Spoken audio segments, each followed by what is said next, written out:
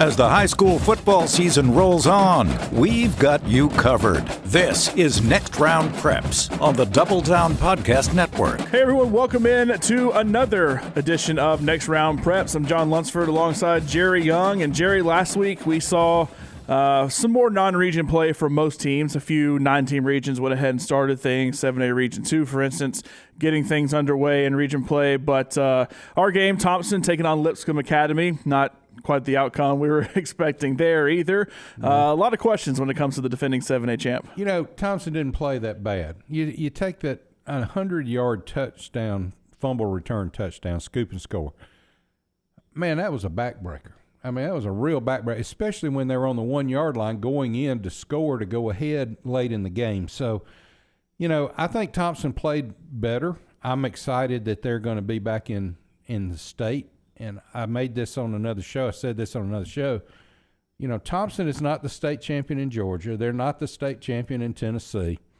But right now they're the defending state champion in Alabama and going to make a run at it. So, you know, all the news media, all the guys have, you know, jumped on, piled on. But that's okay. It's what you expect. You've been winning for 3, 4, 5 years. You expect, you know, when you get knocked off, people are going to, you know, where they say haters going to hate. So, you know, that was to be expected. So, anyway, I'm glad Thompson's back in region play. Yeah, we are going to start region play for pretty much every team this week.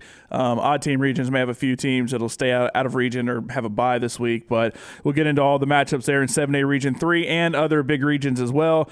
But another team who people kind of scratch their head at, Hoover, when they lost to Auburn in that first week down in the AHSAA Kickoff Classic.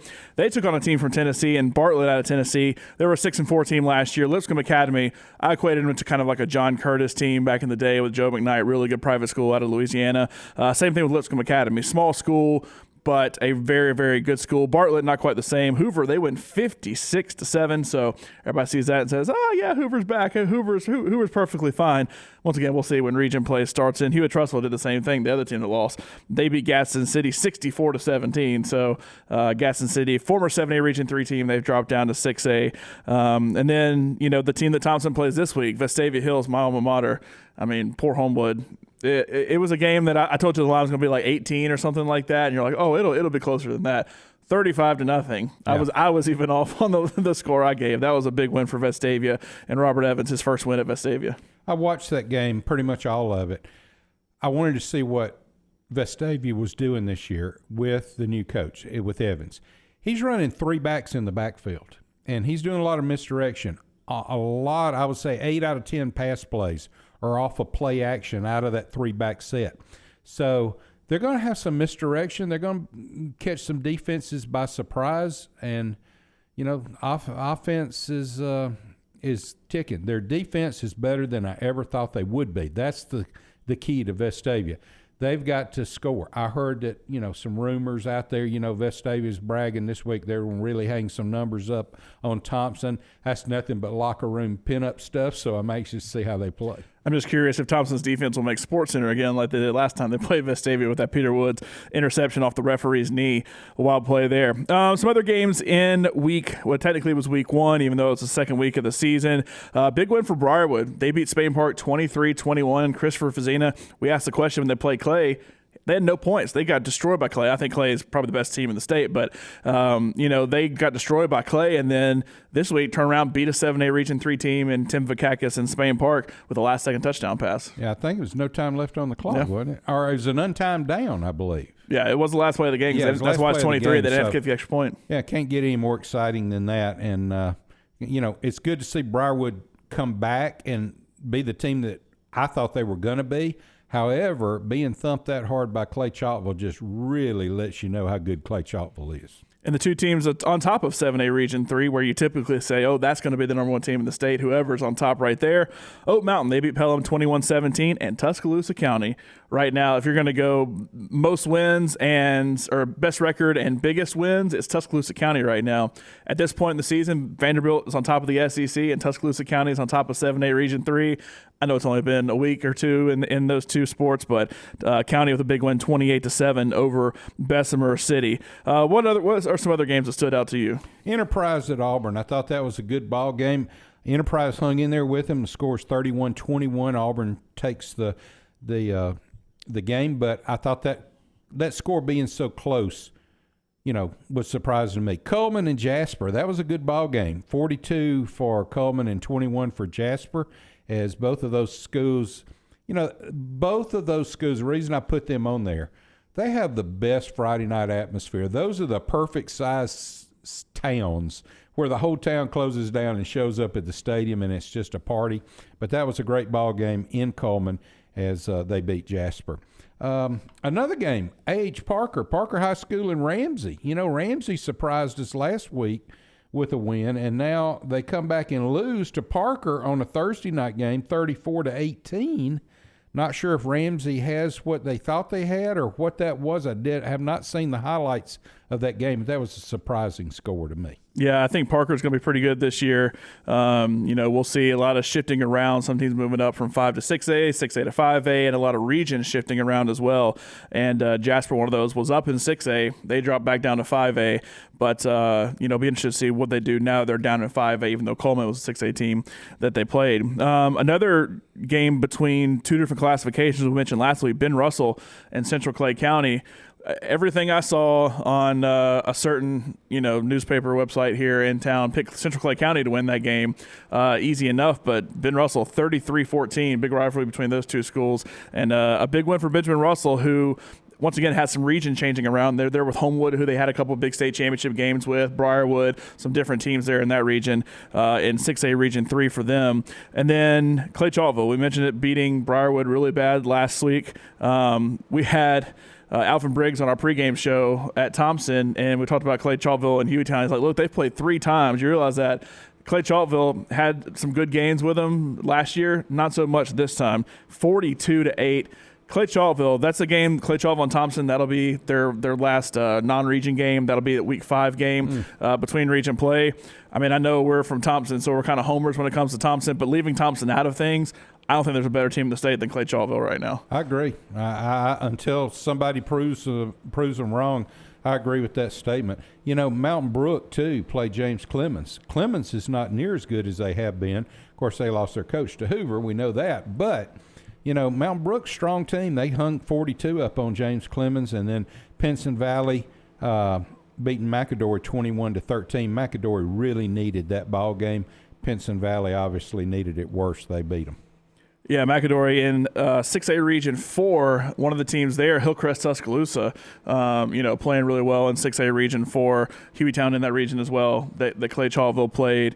That's one that every year you come in thinking, used to be McAdory was like the team, and then Hueytown's had some good times. You go back to when Jameis Winston was there, had that one really good year. They've had a couple times where they've competed, but Hillcrest, when Brian Robinson was there, former Alabama running back that's with Washington now.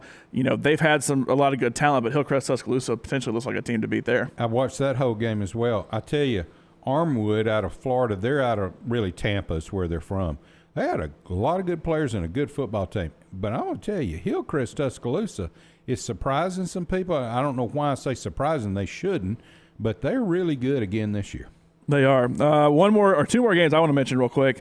Gardendale beating Calhoun out of Georgia, 31-30. Chatty is up there, coming from Hoover to Gardendale. He's turned Gardendale into a team that's ready to step out of the state and play some good teams. They get a big win by 1. They're 2-0 to start the season. And then Moody, Jake Gannis at Moody. They beat Sylacauga 58-24, 2 weeks in a row. 50-plus points that they've hung up. Also debuted that new turf field. Looked really, really good from all the pictures I saw. That's a team I'm looking forward to watching in person because I think he's going to do some good things there. Jake Gaines is the most energetic. I mean, never slow down, but quality energy. He's just not out there yelling.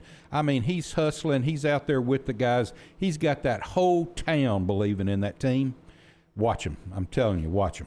Oh, I know. Scott Forster works here with us. I mean, those games roll in. It's like, Moody can make a little bit of a run. I know that's not, a team you typically would say, look, they're going to make a run to the state championship. But, Jake's come in, done some good things. Obviously, we saw what he did at Thompson when he was an assistant there, so we'll see what happens with Moody. All right, when we get back, we'll look ahead to region play. Finally, the games that actually count. Once again, that's two Thompson people saying those games before didn't count. These are the games that really count. Once you get into region play, we'll talk about all the big region games from the higher classifications especially when we get back right here on Next Round Preps. At Albritton and Artavino Family Dentistry, we know how valuable your time is. So if it's a crown you need, let us take care of it with our same-day crown service. We have the latest technology allowing us to build your custom crown right here in our office while you wait. Albritton and Artavino Family Dentistry is here to serve you. Albritton and Artavino are easy to find. Exit 238, that's the Alabaster exit, next door to American Family Care, or call them at 205-664-7610. Alabaster Living has been a major community supporter for years in the Alabaster area and is excited to introduce their new streaming TV channel. Alabaster Living Television can be found on Roku and Fire Stick and has new video content featuring Thompson High School, the city of Alabaster, local churches, businesses, and citizens added weekly. Just load ALTV to your streaming device and start watching to see all that Alabaster has to offer. You can also follow Alabaster Living on Facebook and YouTube to stay on top of everything going on in the community. Add ALTV to your Roku or Fire Stick device today. Hi, I'm Jerry Young. I want to tell you about Holloway Home Loans here in Central Alabama. Thomas Holloway is a former Oak Mountain Eagle who moved on to play his college ball and earn his degree from West Point. Thomas is still an Army reservist and an expert in residential home mortgages, offering personalized service at an amazing price because he works for you and not the financial institutions. Call Thomas today at 205-413-2858, or you can email him, thomas@hollowayhomeloans.com. That's Holloway Home Loans and Edge Home Financing, MLS 1985757. Cartridge World of Vestavia is well known for the lowest prices on toner cartridges, but are you aware of their free printer program? You heard right. There's no catch. Simply agree to buy your ongoing printer cartridges from Cartridge World of Vestavia, and we'll provide you with a printer at no cost. A Cartridge World expert will personally consult with you to find out your business's exact needs so you can have a stronger bottom line. Visit Cartridge World of Vestavia Hills on the web or call 205-822-6767. That's Cartridge World of Vestavia. Welcome back in here to Next Round Preps. We talked about week one. Now time to move on to week two, which is actually the third week of the season. Therefore, we're getting into region play. It's been, for the most part, non-region play up until now. You've had a couple of 9-team regions that went ahead and started last week. We mentioned Auburn and Enterprise. Last week, that was a region game. Speaking of Enterprise, they play Central Phoenix City. So, Enterprise is a team that is, typically a playoff team, maybe in that fourth slot there, kind of competing with Prattville for that third and fourth slot. Well, you have Opelika in that region now.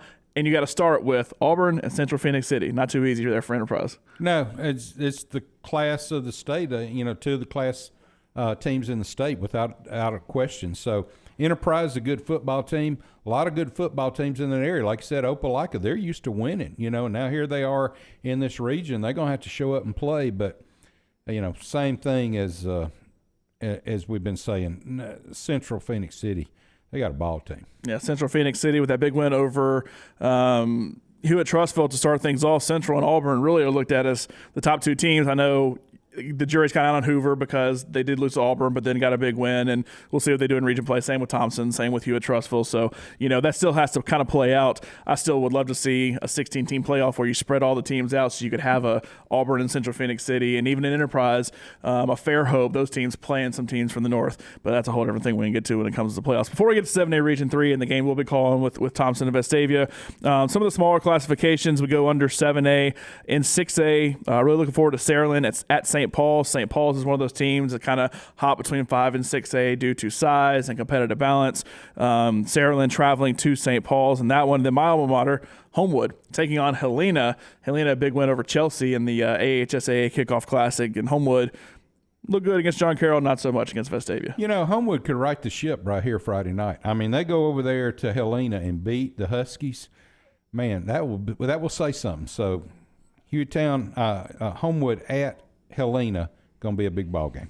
In 6A Region 5, 2 games I'm looking forward to. Mountain Brook moves out of the region with, or I guess maybe Homewood moved out of the region with Mountain Brook. We mentioned Homewood. They moved down to start playing teams like Helena and Pelham. But Mountain Brook moves into a region with Minor, Parker, Jackson, Olin, some teams that have come from Region 6 and some teams that came up from from 5A as well. They start off with Minor as their first game. Both teams undefeated in this one. Minor at Mountain Brook. And then you mentioned Parker Ramsey last week. Ramsey got a big win in week 0.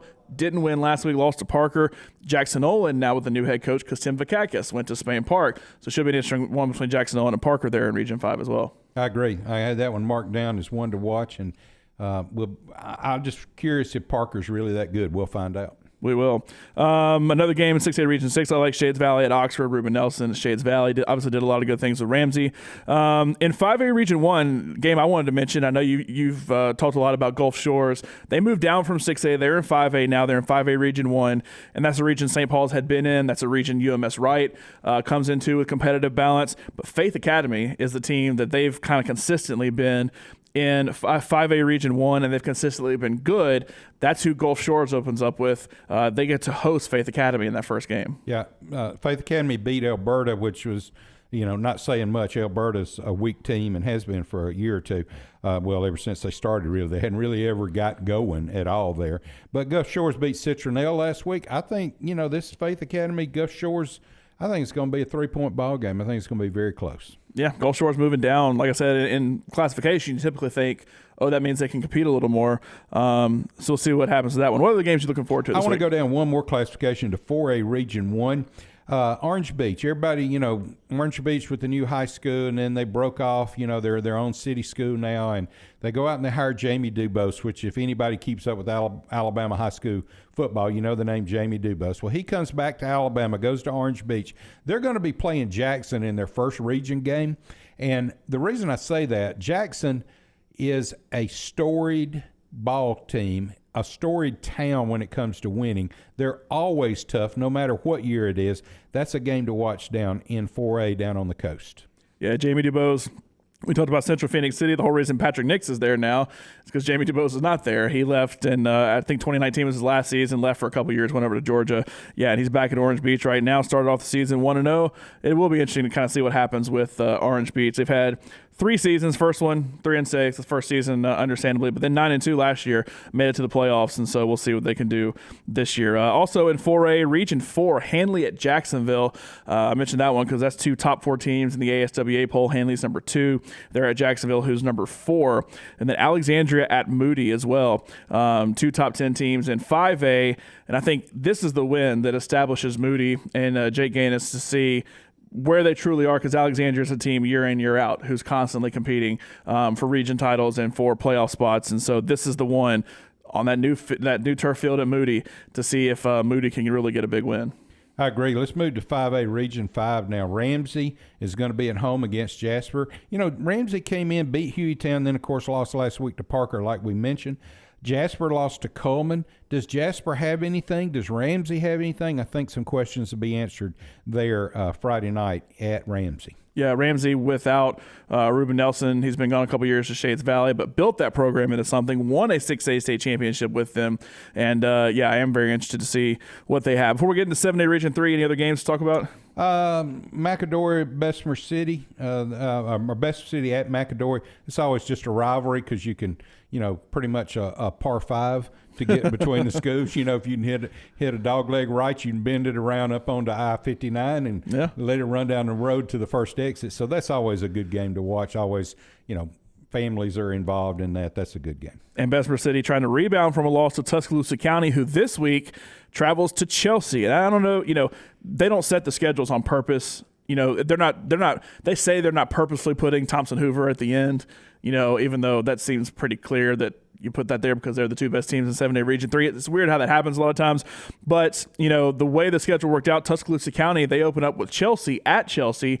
And this is a team that has consistently been in last place in 7A Region 3, along with the team now who people will assume will be last place in 7A Region 3 in Chelsea, who, I would say, unfortunately, I guess, moved up into 7A Region 3 based on size. But that's an interesting one, Tuscaloosa County at Chelsea, because the winner of that one then all of a sudden puts themselves to where you're an upset or two away from potentially even playing for a playoff spot. And it also solidifies the fact that it's not going to be the last place team in Region 3. And let's face it, that's how Tuscaloosa County's been. We know that Chelsea coming in does not have a good football team to compete in 7A Region 3.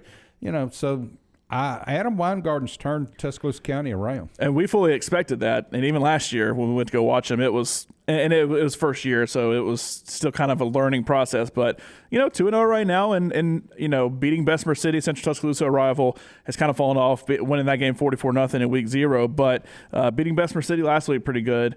It was a pretty impressive win. So we'll see what they have when they travel to Chelsea. Oak Mountain, they travel to Hewitt-Trussville. This actually is a game that you look at as the 3-4 game for Region 3 because it has been Thompson, Hoover, and then Hewitt-Trussville, and then Oak Mountain. But this one plays in the first week as well. Oak Mountain at Hewitt-Trussville, and Hewitt losing to Central early on. So we'll see if they can get the win over Oak Mountain. And then this is the 20th year of Spain Park taking on Hoover. I saw an article about that this week, and it seems like just yesterday Spain Park was starting off. Yeah, and that's always the biggest rivalry to them. But for some reason, I can't get excited about that game. I know that Spain Park's on the rise. They're building their program back. But when Briarwood beat them on the last play, and Hoover's come back like they did last week over in Georgia, you got to just say, that's going to be another blowout because Hoover's not going to take their foot off the gas. They've actually played 21 times because they haven't met in the playoffs before, but very one-sided rivalry, 18-3 for Hoover. So Spain Park's only gotten 3 wins, and both of those years that they won, though, made a run to the state championship. They lost in both of those state championships, but did it back in, was it 2007 maybe they did it? Nick Mullins' time after that. Wasn't he there at Spain Park when they beat Hoover? He was there. That was the second one. Then they played McGill-Tulane and lost to McGill-Tulane in that championship. And then they played, it was 2006, 2007. They played Prattville, I think, and lost in that one. But the year they made it, the second year they made it, they beat Hoover twice in the regular season and the playoffs. But very one-sided rivalry right there, but it is the 20th year of that rivalry. I can remember when I was at Homewood, we played them. They only had a JV team. They only had, I think, 9th and 10th grade, and only had a JV team in that first season. And it's been fun to watch the ride and the ups and the downs for that team. But I am very interested to see what Tim Vakakis does at Spain Park. And then the game we'll be calling Thompson at Vestavia. First region game for both these teams. Vestavia started off 1-1, losing to Mountain Brook and losing to Hoover, a team that 2 of their big rivalries other than Hoover that they play, and they finished 1-1 in that. Thompson 0-2. But against 2 teams that now, if you look in the Max Preps rankings, Buford number 6, Lipscomb Academy number 25. The win put them into the top 25. So 2 top 25 teams in the country. All right, so Thompson's going into Vestavia. We know what to expect. We know what's on the line. If Thompson doesn't win this game, can you imagine? I mean, really, if you think back, let's just say Tuscaloosa County beats Chelsea, which I expect them to do. That's nothing against Chelsea. I just expect it. But can you imagine that the region standings after the first week where Thompson would stand down there? So, this is a must-win game kind of to start the season as far as I'm concerned about for Thompson. And I know I spoke with Coach Mark Freeman yesterday. He's got his team fired up. They know that they're home. Everything's in the past. I'm not going to call those jamboree-type games, but, those games were scheduled on purpose to make this young team at Thompson grow up quicker, and they grew up quick. They had a chance to win it last week, should have put that game away and didn't. But we'll see what happens. You can watch it on the Warrior Nation Network, warriornationnetwork.org. You can go there and click on the watch button or listen to John and I call the game. And unlike ESPN, we promise at 7 o'clock the game will be live on the Warrior Nation Network. That was a whole debacle. We could go a whole another hour about that. I'll just say this about that. How in the world could ESPN spend that kind of money to show up at Thompson in Alabaster to broadcast that game and then not plan for something or a place to put it? Our phones were just lighting up. Nonstop. Where is it? And we're trying to call the game. And I was trying to explain on Twitter while we were calling the game how to find it, because I finally found it, but it took digging for 30 minutes to finally find it. And I finally found it on the ESPN app. And everybody's like, well, how do I find it? all I could do is try to explain it to you in 280 characters on the tweet, and I didn't do a very good job trying to do that. But, Vestavia this week, Spain Park next week, Chelsea the next week. So these are 3 games. You have to win all 3 of these with the way you started before. Then you have to play Clay Chalkville, and then you start to run the back 4, Hewitt, Oak Mountain, Hoover, and then Tuscaloosa County is thrown in there as well. Yeah, and, well, in the middle of it's Clay Chalkville. Did you say that? Yeah, Clay, that's what I meant. Yeah, so, so the off week, so to speak, out of region play, my gosh, man. And this is the kind of region, 7A Region 3, I don't think it's happened at the top yet. Maybe it has, but I don't think it's happened yet where you're one upset away from having a Thompson, Hoover, Hewitt 3-way tie at the top, where let's say Hoover beats Thompson like they did last year, Thompson beats Hewitt, but then Hewitt upsets Hoover, which has happened. Then all of a sudden you're sitting at a 3-way tie, and that's when these losses for Thompson start to really affect you, because you could potentially end up a 3 seed and not even hosting in the playoffs, should that happen. So that's why these games are important. Like you said, you're not going to call them jamborees. They're out-of-state games. They don't actually count towards the region standings, but it could, should things go crazy, potentially hurt you. It's kind of a risk-reward situation. You get some great tests against great teams like they had, and Clay Chalkville included in there as well. But there's 3 losses. If you had 3 losses there, it could potentially hurt you. I agree. I want to mention one game before we wrap this up. Hueytown is at home against Brookwood. And why would I bring that up? Well, several reasons. First of all, I think Hueytown is a little bit off this year. I think Brookwood is one of those rising teams. They've got a lot going on. They did something this year that hadn't been done in 50 years. And they retired Billy Joe Young, who is my cousin's jersey, at Brookwood 50 years ago. This year, they released that jersey from on behalf of our family who allowed it to happen, to a special player at Brookwood who meets the qualifications to wear that jersey. And so this is the first year that little bitty thing. The reason I bring that up, it's kind of reunited that whole community at Brookwood. Brookwood hadn't had a chance to beat Hueytown in years. I mean, not a chance.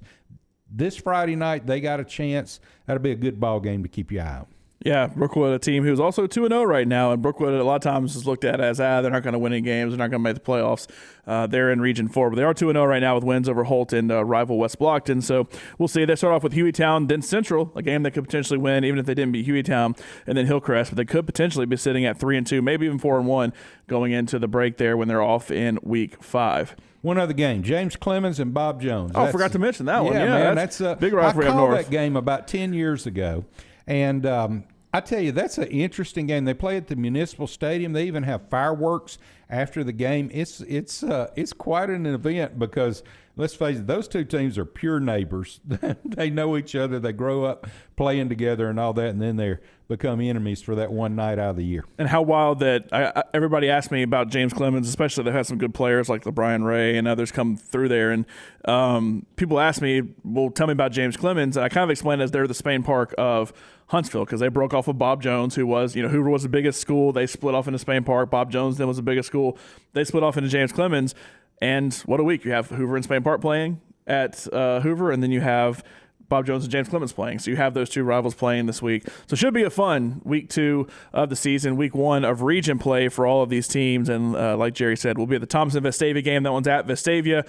You can listen on the Warrior Nation Network. You can watch on the NFHS Network as well. You have Thompson, who's coming in at number 5 on the top 10. That kind of changed a little bit this week, John. That's one thing. Central Phoenix City's now number 1 with Auburn 2, Hoover 3, Hewitt-Trussville 4, Thompson at 5, and to round out the top 10, you got Fairhope, Prattville, Opelika, Enterprise, and Sparkman. So kind of a different top 10 this week. Yeah, and you mentioned Sparkman. They're a team that we saw Thompson play last year and didn't look that great, but trying to build themselves up to be a playoff team up there in Region 4. All right, that's it for this edition of Next Round Preps. We'll recap all of these games next week and look ahead to the second week of region play and have a little bit better understanding about where some of these teams sit, especially the Thompsons, Hoovers, Hewitt-Trussvilles of the world that have had a little bit of a struggle to start the season. For Jerry Young, I'm John Lunceford. This has been Next Round Preps.